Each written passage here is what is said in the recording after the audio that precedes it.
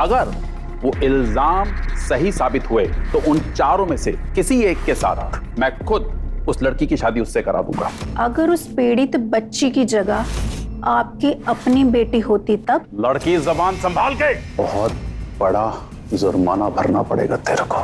बाबा भावानंद, खेल खत्म हो गया आपका। इंस्पेक्टर साहब, ये रहा सबूत, अरेस्ट कीजिए इनको।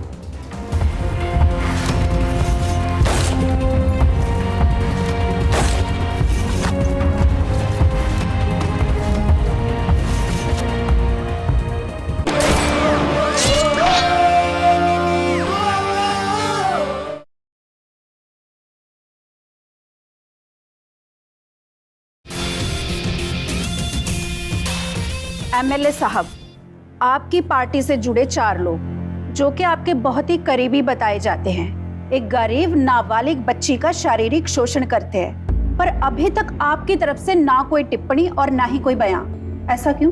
देखिए, जो कुछ भी हुआ वो बहुत दुर्भाग्यपूर्ण है और उसकी जितनी निंदा की जाए उतनी कम है, लेकिन सिर्फ इल्जामों के आधार पर तो किसी को दोषी नहीं ठहराया जा सकता ना।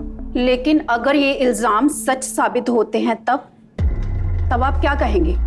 कैसे क्षतिपूर्ति करेंगे उस पीड़ित बच्ची की जो कि आपके ही चुनाव क्षेत्र से आती है? एमएलए साहब, उसे न्याय मिलेगा, पूर्ण रूप से न्याय मिलेगा। आज आपके माध्यम से, आपके इस कार्यक्रम में मैं ये घोषणा करता हूं कि अगर वो इल्जाम सही साबित हुए तो उन चारों में से किसी एक के साथ मैं खुद उस लड़की की शादी उससे करा दूंगा। वाह एमएलए साहब, वाह। वो राक्षस जिनका चेहरा वो बच्ची अपने सपनों में भी नहीं देखना चाहेगी, और आप तय करेंगे कि उनमें से किसी एक की शादी करवा दी जाए उस बच्ची के साथ, ताकि वो सारी जिंदगी उस बंदे का चेहरा देखे, ना कि सिर्फ चेहरा देखे बल्कि आदर से सारी उम्र अपना सर झुकाए। अरे आदिति जी, आप समझ नहीं रही हैं। देखिए, जिसने जिंदगी बर्बाद करी वही उसे आबाद करे, वही उसे संवारे। इससे बड़ा न्याय और क्या होगा? आप ही बताइए। एमएलए साहब, अभी एक सवाल मैं आपसे पूछती हूँ। अगर उस पीड़ित बच्ची की जगह आपकी अपनी बेटी होती तब क्या फिर भी न्याय की परिभाषा यही लागू करते आप कि उसके दोषी के साथ ही उसकी शादी करवा देते? लड़की जबान संभाल के।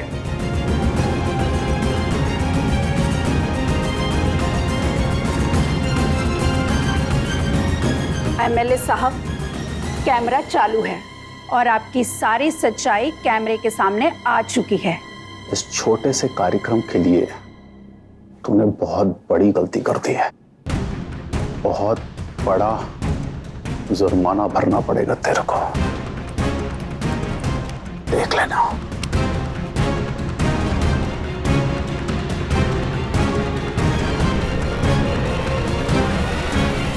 मैं जानती हूं कि सफर मुश्किल है, लेकिन इस मुश्किल सफर में आप सब हमारा साथ देंगे। इसी उम्मीद और विश्वास के साथ मैं आदिति चटर्जी आपसे विदा लेती हूं।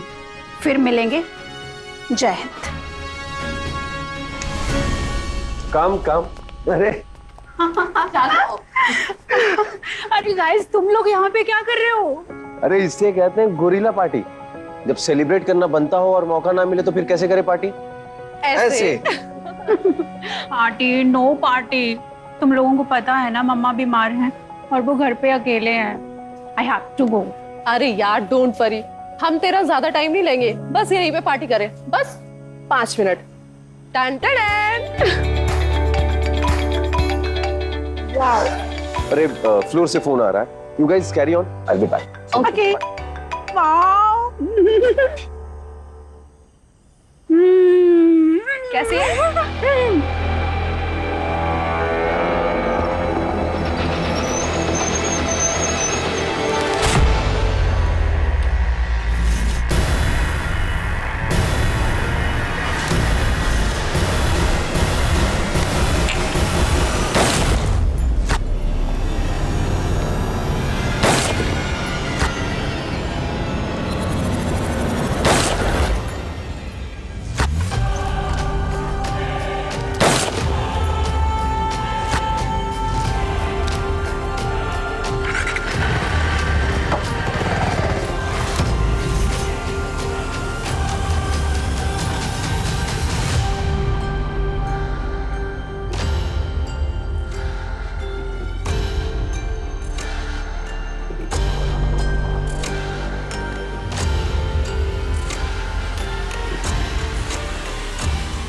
इस वक्त हम मौजूद है जोश 24 न्यूज चैनल के उसी पार्किंग एरिया में जहां पे अब से कुछ देर पहले ही हमारी सीनियर एंकर अदिति चटर्जी की गोली मारकर हत्या कर दी गई। मौके पर मौजूद पुलिस ने अपनी छानबीन शुरू कर दी है। अब हम आपको मिलाएंगे उन चश्मदीद गवाहों से जिन्होंने इस पूरे हत्याकांड को अपनी आंखों के सामने होते देखा है। मालविका जी, प्लीज बताइए क्या हुआ था। अदिति को सोशल मीडिया से काफी धमकी भरे मैसेजेस आते थे, कॉल आते थे, लेकिन ये कभी नहीं सोचा था कि वो सारी धमकी सच साबित होगी। ना ही अदिति ने और ना ही मैंने। हेमंत जी, आप प्रजातंत्र के चौथे स्तंभ कहे जाने वाले पत्रकार पर हमला, ये देश के बुनियादी ढांचे पर हमला है। देश के प्रजातंत्र को खत्म करने की साजिश है ये। हम सबको मिलकर इसका विरोध करना चाहिए।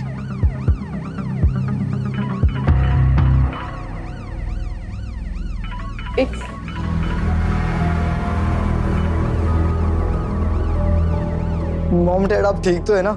हाँ हाँ, यहाँ पर सब ठीक है। Thank God. Be careful. तुम अपना ध्यान रखना। बाय।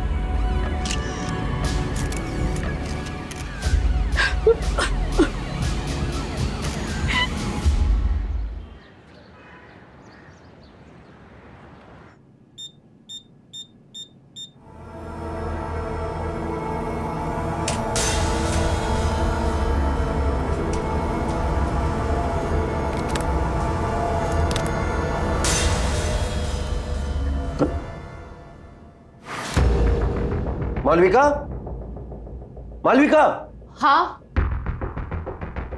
तुमने मेरी गन देखी क्या? गन? तुम्हारे पास गन भी थी? हाँ थी ना, कोल्ट 90s रिवॉल्वर थी मेरे पास। तुमने देखी क्या? नहीं, मैंने नहीं देखी। अंदर ही देखो ना, शायद अंदर ही होगी। अरे नहीं यार, मैं हमेशा लॉकर में ही रखता हूं। मैं नहीं है, मतलब वहां की चोरी हो गई क्या?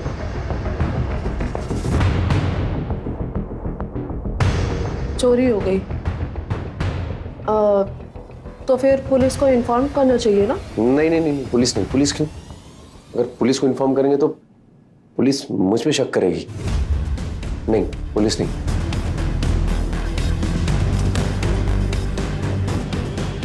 हेमंत, जिस दिन गोली चली थी उस दिन तुम्हारे पास किसका फोन आया था? यस। वाओ। अरे फ्लोर से फोन आ रहा है। You guys carry on, I will be back. Okay.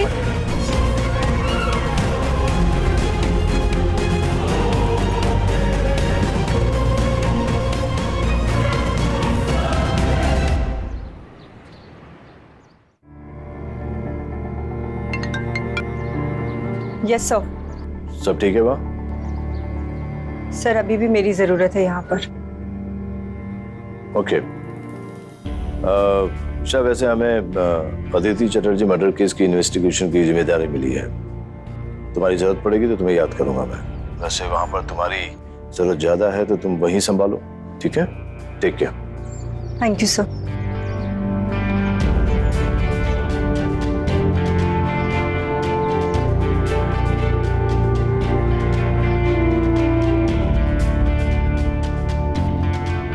Sir 8 सितंबर की रात करीब 10:30 बजे जोश 24 न्यूज एंकर अदिति चटर्जी पर उन्हीं के न्यूज चैनल के पार्किंग लॉट में गोलियां मारी गई।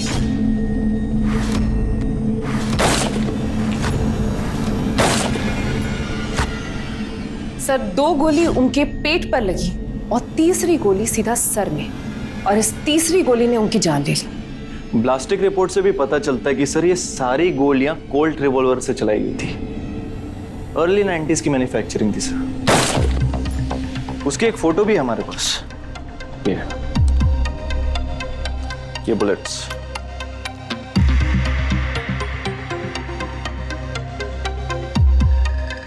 यानी कातिल के पास ये बुलेट्स काफी वक्त से रखी हुई थी, क्योंकि इस तरह के बुलेट्स अभी इस समय में तो मैन्युफैक्चरिंग नहीं होती है। Yes sir. सर, अदिति अपना शिफ्ट खत्म करके स्टूडियो से अपने घर के लिए निकल ही रही थी जब उन पर अटैक हुआ। इसका मतलब वो उन पर नजर रखे हुए थे और सही मौके की तलाश में थे, उन दोनों जर्नलिस्ट पर भी जो उस वक्त वहां पर थे लेकिन बच गए।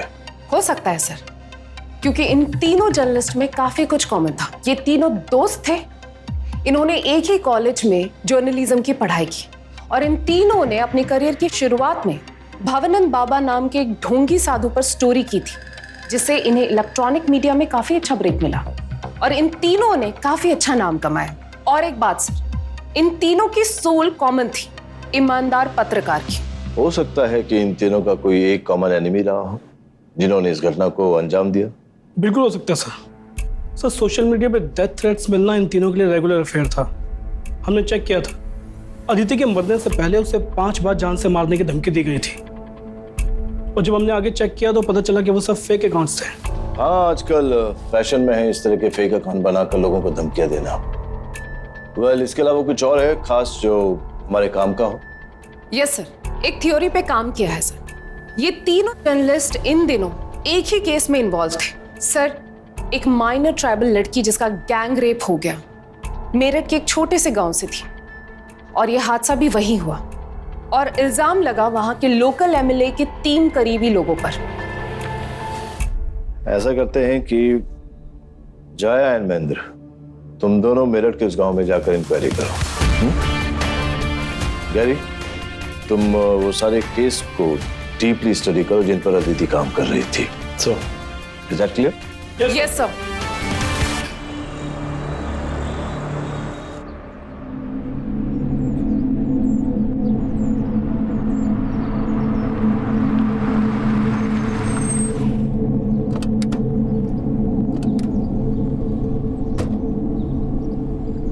Hello sir.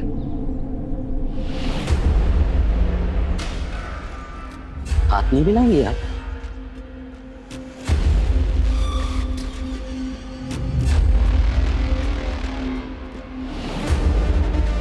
हाँ बिल्कुल। हेलो।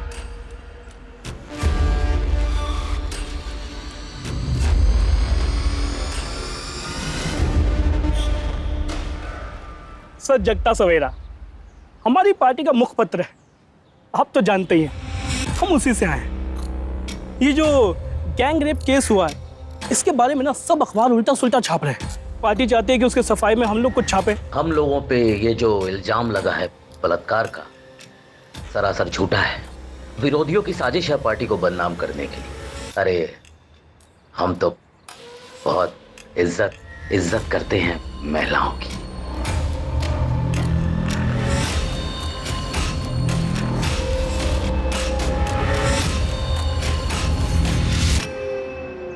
महिला समझ रही है ना? हाँ।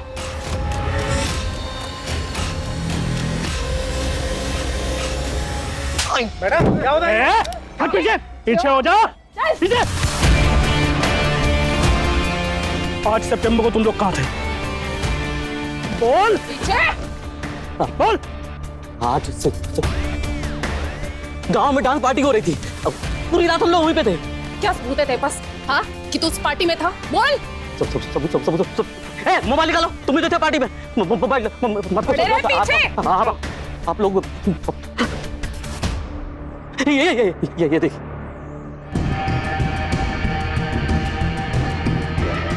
महेंद्र, इस फुटेज की डेट और टाइम चेक करो।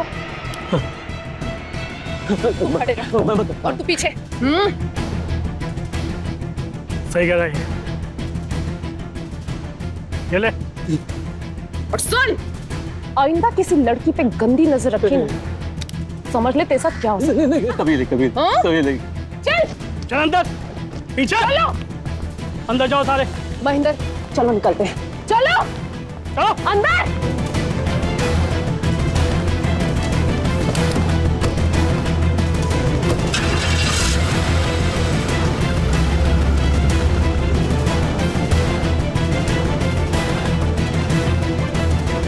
सर, इन तीनों रिपोर्टर्स की दुश्मनों की लिस्ट तो बहुत लंबी है। पहला एक इंडस्ट्रियलिस्ट अजय सिसोदिया के नाम से जुड़ा है। अदिति ने इसकी काफी शेल कंपनीज का पर्दाफाश किया था। जिसकी आड़ में ये सिसोदिया अपना असली मनी लॉन्ड्रिंग का धंधा चलाता था।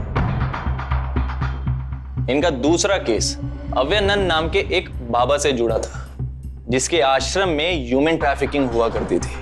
इन सब की डिटेल्स निकालो। तो अजय सिसोदिया आपके फादर थे नहीं, हैं। Oh, I'm so sorry. Wow, that's really nice. ये गन्स कलेक्ट करने की हॉबी आपकी है या आपके फादर की? हमारी फैमिली हॉबी है। ऐसी कई गन्स हैं हमारे पास, लेकिन अभी कोई वर्किंग कंडीशन में नहीं है।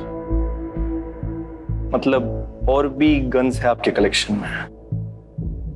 क्या मैं जान सकता हूँ कौन कौन सी गन्स है वो? ऑलमोस्ट 1950s के मॉडल्स हैं, और ये मेरे दादाजी की कलेक्ट की हुई है। 50s के बाद का कोई मॉडल है आपके पास?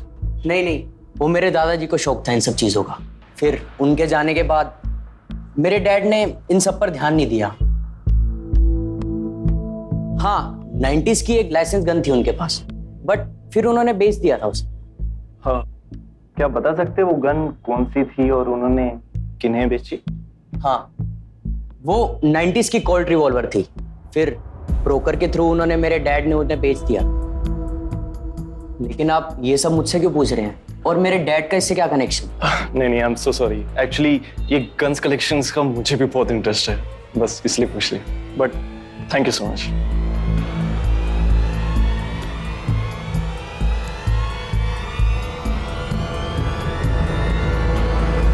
सर, मैंने कई ब्रोकर से बात की है जो गन्स की डील करते हैं, लेकिन उससे पता चलता है कि पिछले 6 महीनों में दिल्ली में 90s की कोई भी कोल्ट रिवॉल्वर ना खरीदी गई है ना बेची गई है।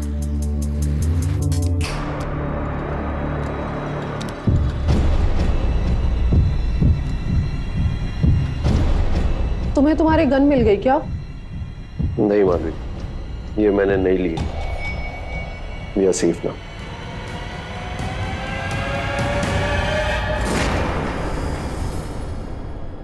हमारी पत्रकार अदिति चैटर्जी आज हमारे बीच में नहीं है। ये जो हमला हुआ, ये प्रेस की आजादी पर हमला नहीं था, ये देश की डेमोक्रेसी पर हमला था। अगर जल्द से जल्द हमने इस बारे में कुछ नहीं किया तो हमारी पत्रकार अदिति की तरह हमारी डेमोक्रेसी भी दम तोड़ देगी। अदिति की मौत को ठंडे बस्ते में डालकर भुला ना दिया जाए, उसके बलिदान को याद किया जाए, उसे इंसाफ मिल सके, इसके लिए हमने एक कैंपेन शुरू किया है, #JusticeForAditi, जहां पर आम जनता यानी आप लोग हमसे डायरेक्ट जुड़ सकते हैं, अपने सवाल जवाब कर सकते हैं, इस मामले पर अपनी राय दे सकते हैं। हमारे पहले कॉलर जुड़ चुके हैं हमारे साथ, आइए सुनते हैं क्या कहना चाहते हैं। हेलो, हाजी, अपना नाम बताइए और आप कहां से बोल रहे हैं ये बताइए। हेलो, क्या आप हमें सुन पा रहे हैं? हाँ, और अब तुम भी अपने गुनाह की सजा भुगतने के लिए तैयार हो जाओ। कई साल पहले तुमने जो किया है ना, वो हम भूले नहीं हैं। अब तक हमें सब कुछ याद है, सब कुछ। हेलो, देखा आपने, लाइव न्यूज पे हमें धमकियां दी जा रही है, लाइव। लेकिन ये जो भी है, कान खोल के सुन ले कि हम उससे डरने वाले नहीं हैं, ना ही हम पीछे हटने वाले। हम हर एक झूठ का पर्दाफाश करके रहेंगे। बने रहिए हमारे साथ। जोश 24। Gary, take the charge. Sir. Rohan, तुमने सुना ना, सारे दरवाजे अंदर से लॉक रखना और विंडोज भी। और हाँ, कोई भी अनजान आदमी आए ना, मतलब कोई भी, किसी के लिए दरवाजा मत खोलना। अंडरस्टैंड? डोंट वरी मम्मा, अजितेश मेरे साथ है, वो आज रात को यहाँ पे ही रुकने वाला है। आप दोनों ठीक तो है ना? बेटा रोहन, डरने की कोई जरूरत नहीं है। मैंने सरकार से सिक्योरिटी डिमांड की है, आई होप कि ये लोग जल्दी कुछ करेंगे। ओके? और तुम्हें काम करना, जब तक कि हम वापस नहीं आते, अजितेश को अपने साथ ही रखना। जी आंटी, मैं यही हूँ। बाय बेटा।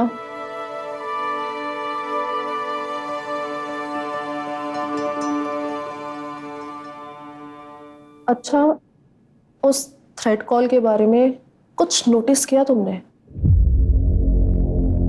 क्या? मतलब वो औरत बोल रही थी कि हमें सब याद है, उससे कैसे पता कि हमें सब याद है? मतलब कुछ याद नहीं आता तुम्हें इस बात से? रसिका, वो भी हम करके बात करती थी, लेकिन इतने सालों बाद अदिति के मर्डर केस में कहीं उसका हाथ तो नहीं है?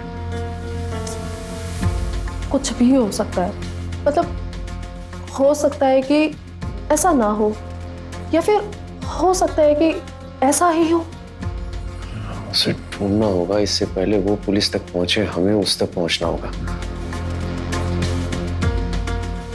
लेकिन ये कैसे पॉसिबल हो सकता है? मतलब इतने साल बीत चुके हैं उस बात को। डू नॉट टू वरी, फिक्र मत करो, मेरे इन्फॉर्मेंट्स है, वो उसे पता लगा लेंगे और जहां कहीं भी उसे ढूंढ निकालना होगा, इससे पहले वो हम तक पहुंचे, हमें उस तक पहुंचना होगा किसी भी तरह।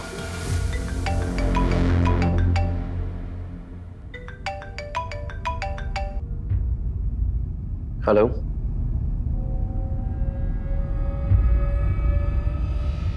ठीक है, उन्हें केबिन में बिठाओ, मैं आता हूं। कौन है? Crime branch.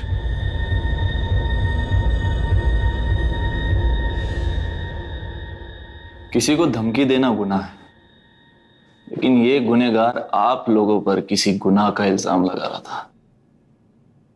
किस बारे में बात कर रही थी वो औरत? हम नहीं जानते सर, इस तरीके का काम है हमारा, हम कई सारे दुश्मन बनाते रहते हैं और हमारे हर एक दुश्मन को यही लगता है कि उनका सच दुनिया के सामने लाकर हमने उनके साथ गलत किया है। आपने तो न्यूज़ देखी होगी ना, मैंने जब उसे डिटेल्स जानने की कोशिश की तो उसने फोन काट दिया। तो वो कौन थी, कहां से थी, क्या कहना चाहती थी, एब्सोल्युटली नो आइडिया। लेकिन उसने जोर देकर कहा था कि वो कई साल पुरानी बात कर रही है। उससे भी कुछ याद नहीं आता आप लोगों को? कोई खास वाकया, कोई खास केस?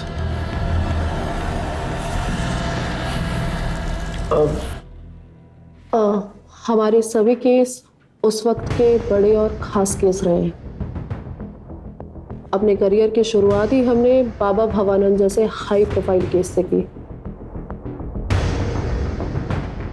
उसने भी हमें धमकी दी कि वो जब भी बाहर आएगा हमसे बदला जरूर लेगा।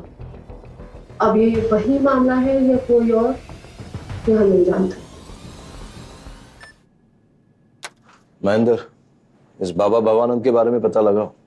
हालांकि इस वक्त वो जेल में है, लेकिन हो सकता है कि उससे पहले ये 90s की कॉल्ट रिवॉल्वर उसी के पास रही, जो उसने किसी को दे दी हो और बाद में उसी के इशारे में शूट आउट हुआ हो।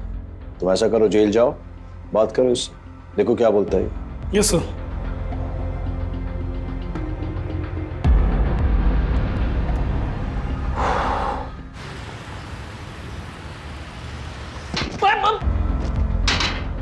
भाई धक्का काहे दे रहे हो यार?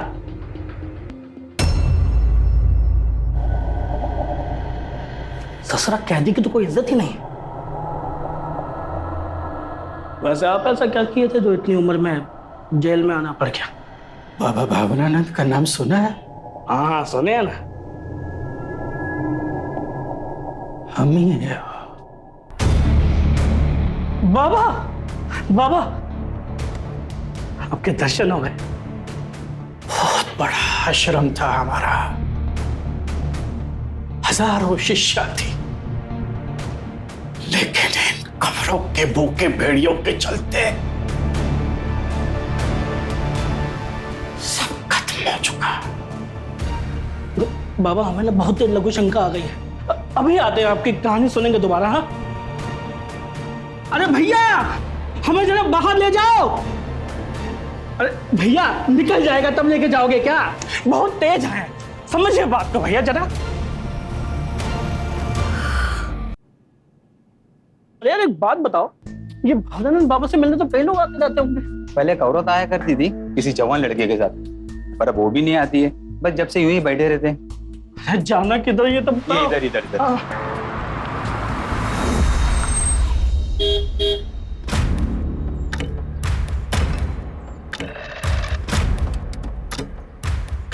जसिका का कुछ पता चला? हाँ साहब। कहाँ रहती हो? दिल्ली में रहती है, चांदनी चौक में।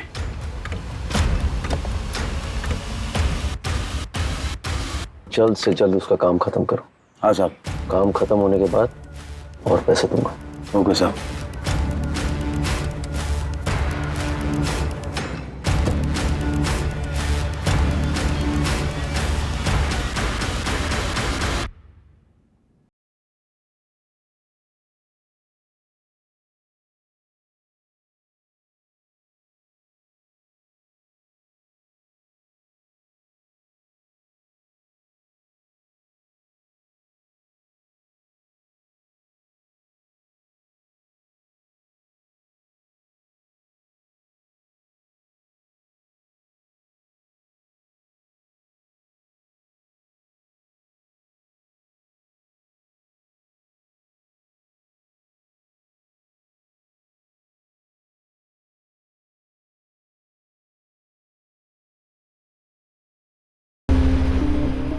इस फुटेज में इस औरत के साथ तो एक लड़का भी है। मैं स्क्रीनशॉट लेती हूँ और अपने डेटाबेस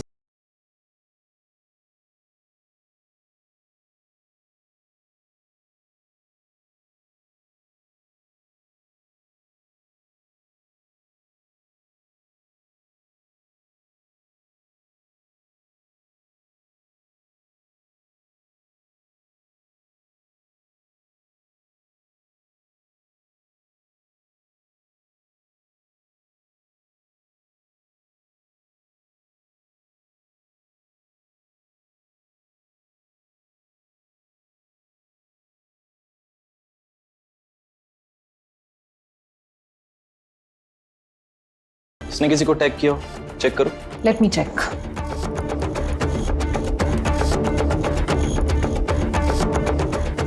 हाँ, Rohan Sinha.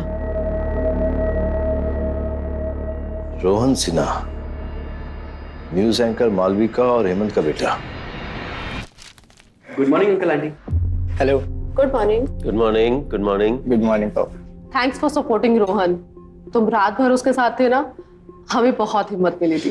Thank you for that. No aunty, मेरा तो रुकने का प्रोग्राम था ही। It's all right. मम्मी, हम दोनों बाहर जाए। पापा प्लीज पापा, जल्दी आ जाएंगे। ओके, लेकिन टाइम पे घर वापस। ओके? हाँ। यस। बाय। बाय बाय मम्मा। पापा बाय।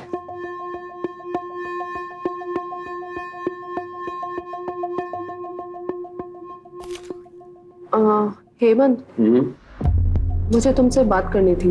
बोलो। कल पूरी रात मुझे नींद नहीं आई। क्यों? क्या हुआ?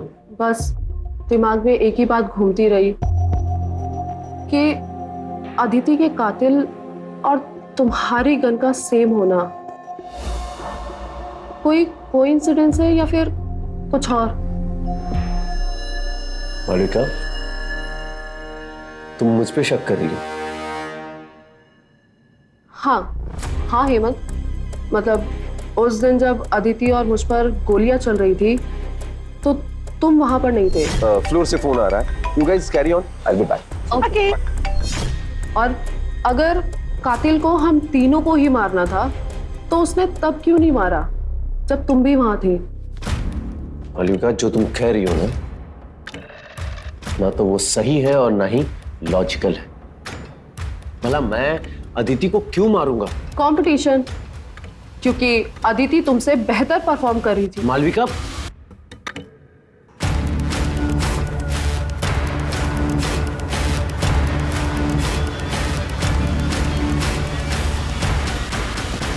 जा रे, जब तक धक्का मारता रहता है। तुम पुलिस वाले हो या अखबार वाले? और मगर आपको ऐसा क्यों?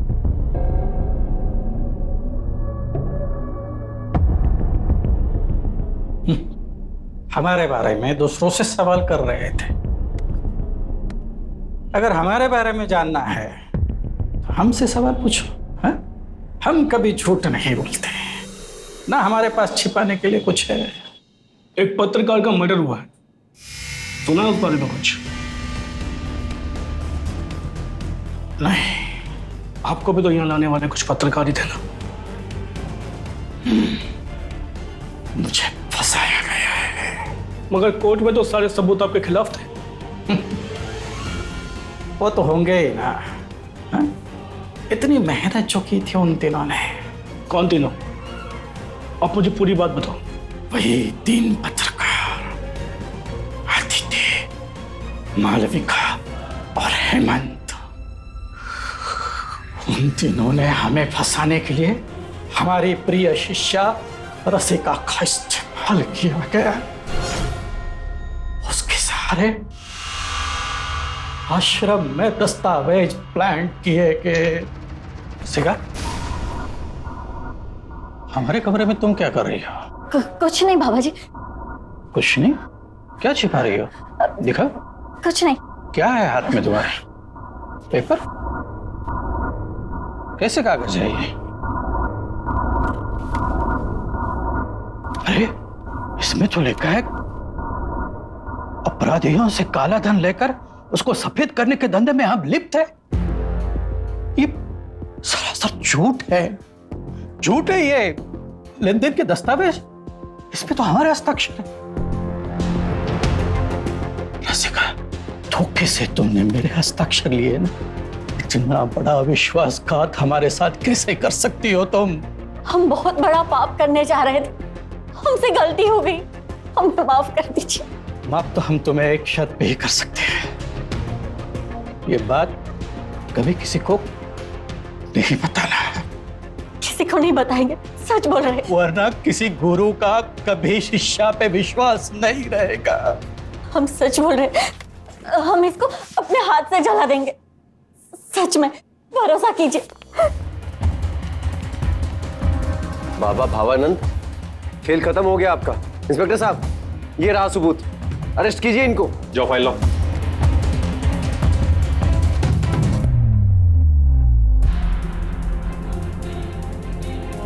सब हमने कुछ नहीं किया, हम पे कसूर है। सब मालूम पड़ जाएगा क्या किया आपने क्या नहीं किया। लेके लो इनको।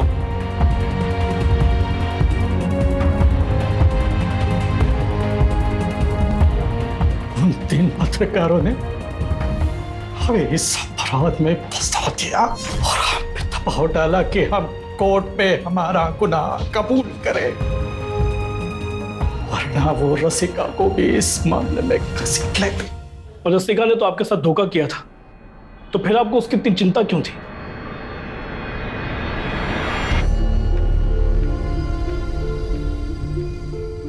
क्योंकि वो हमारे बच्चे के मिलने वाले थे।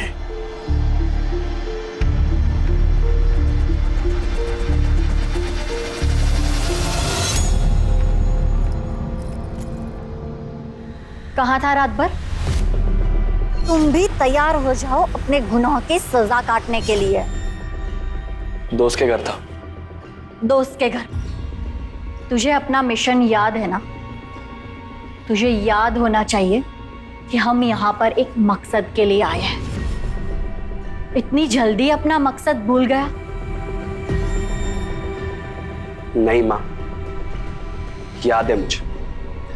उसी में लगा पड़ा हूं दिन रात। वो मेरा दोस्त रोहन, हेमंत और मालविका का बेटा है।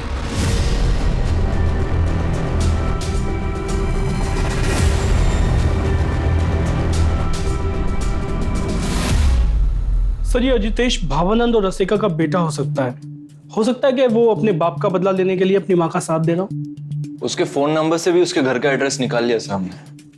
हमें उसे उठा सकते? बिल्कुल नहीं। अगर रसिका मुजरिम है और भावानंद का बदला लेने के लिए उसने अदिति को मारा भी है, तब भी हमारे पास उसके खिलाफ सर्कमस्टेंशियल एविडेंस के अलावा कुछ नहीं है। वो कोर्ट से इजीली छूट जाएगी।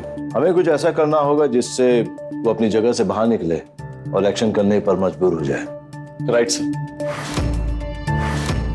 ईशा, सब ठीक है? वो कोशिश कर रही हूँ सर। वैसे ये वक्त तो नहीं है, फिर भी ये एक फेवर चाहिए था तुम्हारा। Yes sir. आज की सबसे बड़ी खबर अदिति चैटर्जी शूटआउट से जुड़ी हुई। हमारे चैनल द्वारा चलाए जा रहे कैंपेन #जस्टिस फॉर अदिति रंग लाई। हमारी इस खबर के आने के बाद सरकार हरकत में आई और उसने एक फास्ट ट्रैक कोर्ट के गठन का आदेश दिया है जो इस मामले की सुनवाई करेगी। हमारी सरकार और कोर्ट से ये अपील है कि ये आरोपी बाबा भावानंद को कैपिटल पनिशमेंट यानी कि फांसी की सजा दी जाए। अजितेश, अजितेश, ये सुना तुमने? अब आखिरी वार करने का समय आ चुका है। ये लोग फिर से तुम्हारे बेगुनाह पिता को सजा दिलाने जा रहे हैं, और इस बार तो फांसी की सजा। हमारे पास आखिरी मौका है तुम्हारे पिता का सच और इन लोगों का झूठ दुनिया के सामने लाने का। इन लोगों को अपने कर्मों की सजा मिलनी ही चाहिए, वैसे ही जैसे उसे दी थी। नहीं, इन लोगों के लिए मैंने और कुछ सोचा है।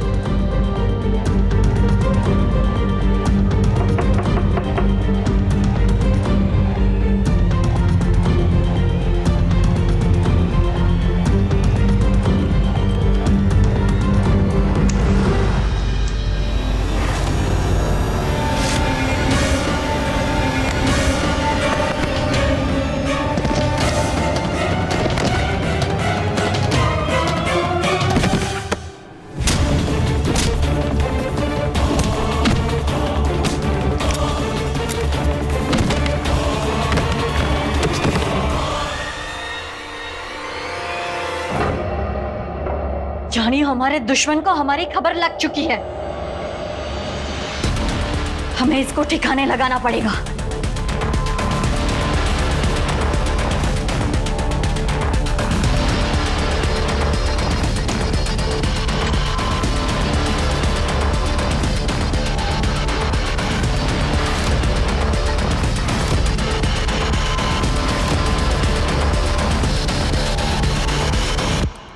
आइए आइए आंटी, यही है OTV चैनल। है ना? चल आ जाइए। चल तो क्या आप लोग कौन हो? आप लोग किससे मिलना है? ये मेरे साथ है। अच्छा हाँ चल।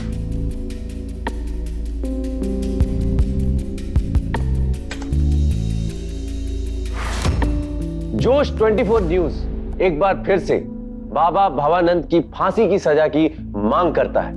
कहने को तो ये बाबा तिहाड़ जेल में बंद है, लेकिन वो वहां एक स्पेशल सेल में रह रहा है, स्पेशल ट्रीटमेंट का आनंद ले रहा है, तो अपने अगले गुनाह को अंजाम देने की प्लानिंग भी कर रहा है। तो हम सरकार से दरख्वास्त करते हैं कि गुनहगार बाबा भवानंद को कड़ी से कड़ी सजा सुनाने की मांग करें। और उन गुनहगारों का क्या जिनके गुनाह आज तक जनता के सामने नहीं आ पाए। लाइट ऑन करना।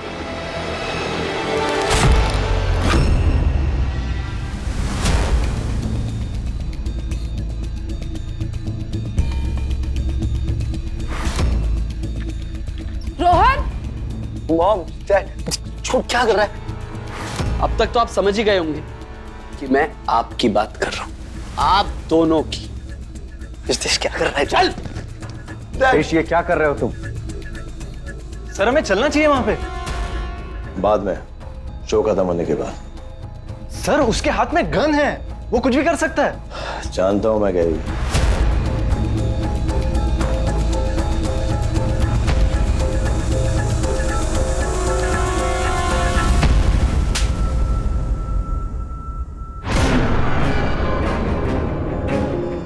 मालविका जी चलिए, अगर अपने बेटे को जिंदा देखना चाहती हो ना तो शुरू से शुरू कीजिए। बताइए जनता को अपना झूठ और मेरे पापा बाबा भवानंद की सच्चाइयां। बोलिए।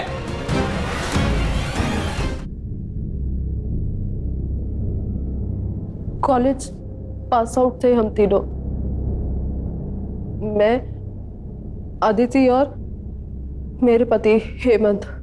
जर्नलिज्म के डिग्री लेकर निकले ही थे कि मेरठ में बाबा भवानंद का बहुत नाम हुआ करता था। तो हम लोगों ने सोचा कि अगर उनके आश्रम में कोई भी गलत धंधे या फिर कोई भी गलत सलत काम होता है तो हम जनता के सामने दिखाएंगे, तो हम तीनों का करियर सेट हो जाएगा। हेमंत जी, अब आप बताइए। वहां जाकर जब हमने जांच पड़ताल की तो कुछ भी गलत नहीं मिला। तुम्हारे पापा एक बहुत महान साबित थे। हमारे मन में ख्याल आया कि इस गलत को सही कैसे बनाया जाए। So sorry. मालविका जी, इसके आगे का आप बताइए। फिर हमें आश्रम में तुम्हारी माँ रसिका मिली, जिसके साथ हमने हाथ मिलाया और दोस्ती कर ली। उसके बाद ब्लैक मनी के फर्जी पेपर्स बनवाकर हमने पुलिस को दिए और पुलिस ने तुम्हारे पापा को यानी बाबा भवानंद को अरेस्ट कर लिया और वही जाली कागज हमने कोर्ट को भी दिखाए। उन्होंने सच मानकर तुम्हारे पिताजी बाबा भवानंद को जेल में डाल दिया। चुप क्यों हो हेमंत अंकल? इसके आगे की कहानी आप बताइए। क्या किया आपने मेरी माँ के साथ? सो सॉरी, सो सॉरी रसिका। मैं बताती हूँ। इन लोगों ने मेरा इस्तेमाल किया। इनको पता चल गया था तू मेरे पेट में था और इसी बात का इन लोगों ने फायदा उठाया और तुम्हारे पिता से सारे जुल्म कबूल करवाए जो उन्होंने कभी किए ही नहीं थे और यहाँ तक कि खुद मुझसे उनके खिलाफ गवाही दिलवाई और मुझे बोला कि अगर मैंने इन लोगों की बात नहीं मानी तो मुझे भी फंसाकर जेल में भेज देंगे और मैं नहीं चाहती थी कि तेरा जन्म जेल में हो और तेरे पिता भी नहीं चाहते थे, इसलिए मैंने मजबूरी में इन लोगों की बात मानी और तेरे पिता को कड़ी सजा हुई। इस गन को तो पहचानते हो ना अंकल? 90s की कोल्ड रिवॉल्वर। आपके साथी अदिति उसको उसके किए की सजा इससे ही दी थी और अब तुम्हारी बारी है। सब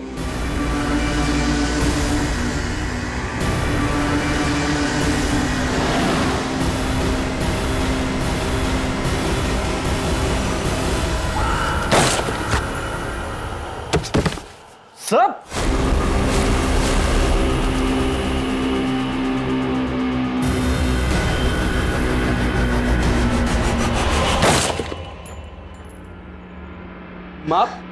माँ इस पे तो नकली गोली हैं।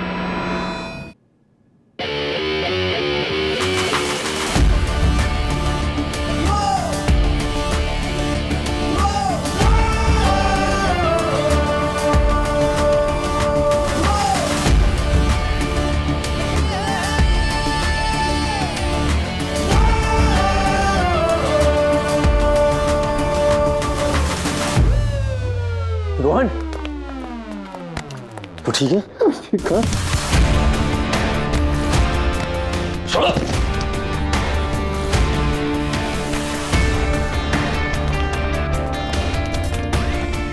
मतलब आपने असली गोलियों की जगह नकली गोली रख दी?